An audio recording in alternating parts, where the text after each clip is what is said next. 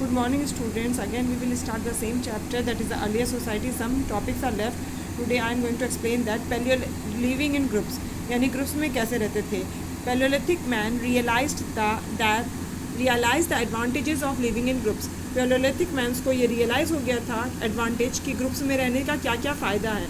It enabled him to hunt large animals and to share foods. उनको ये भी पता चल गया था कि कैसे बड़े जानवरों को शिकार किया जाएगा और कैसे शेयरिंग करेंगे वो फूड को. Which was the scares and declared easily.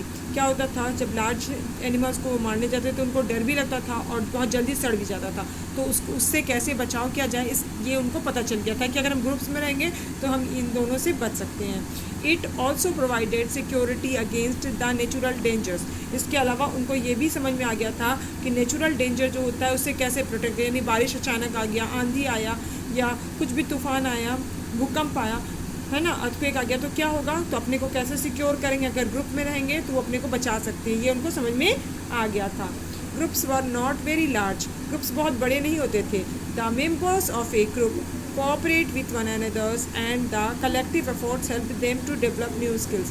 Groups बहुत बड़े नहीं होते थे और जो ग्रुप्स में लोग रहते थे वो एक दूसरे से कोऑपरेट करते थे और इससे क्या होता था, जो नए नए जो है स्किल्स अब डेवलप होने लगे थे. And outsiders was not easily accepted in the group. Outsiders को ग्रुप में एक्सेप्ट नहीं किया जाता था.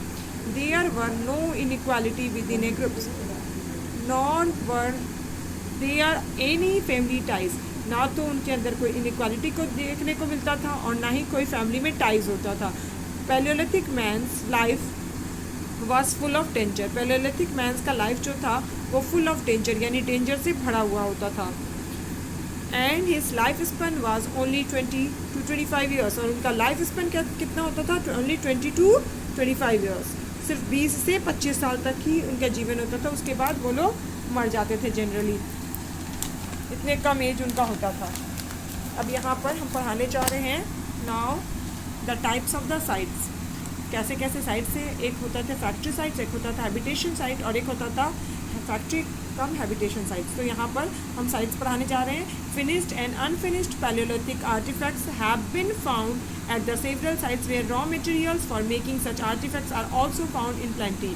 फिनिश्ड और अनफिनिश्ड दोनों पैलियोलिथिक आर्टिफैक्ट्स हमें देखने को मिला है कुछ साइट्स, उनके कुछ साइट्स से, जिसमें रॉ मटेरियल्स था, रॉ मटेरियल यानी कच्चा माल भी था और कुछ आर्टिफैक्ट्स बने हुए भी मिले हुए थे, बहुत सारी मात्रा में मिले. इसका मतलब है बहुत प्लेंटी, मतलब ढेर सारा रहता था.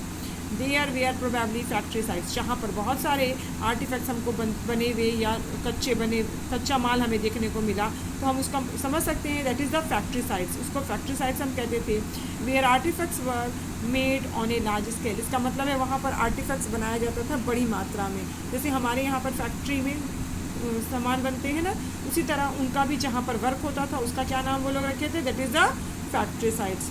Eight some sites ash and animals remains have been found along with the artefacts. कुछ जगहों पे ऐश और उसके अलावा बाकी रिमेन्स भी देखने को मिले हैं. जानवरों के जो स्केलेटन्स वगैरह वो भी मिले हैं. इसका मतलब है वहाँ पर लोग जो है वर्क भी करते थे, इसके साथ साथ रहते भी थे, जानवरों को भी पाले हैं. इसका मतलब है these suggest that the peoples worked and also lived at this site. ये सजेस्ट करता है कि they were lived there and also the work is also done, that is the factory sites and habitation sites. Both the work is doing that, यानी कि वो रहते भी वहाँ थे और वो वहाँ पर काम भी करते थे. These were the habitation cum factory sites. इसको क्या कहा जाता है, habitation cum factory sites. Thank you.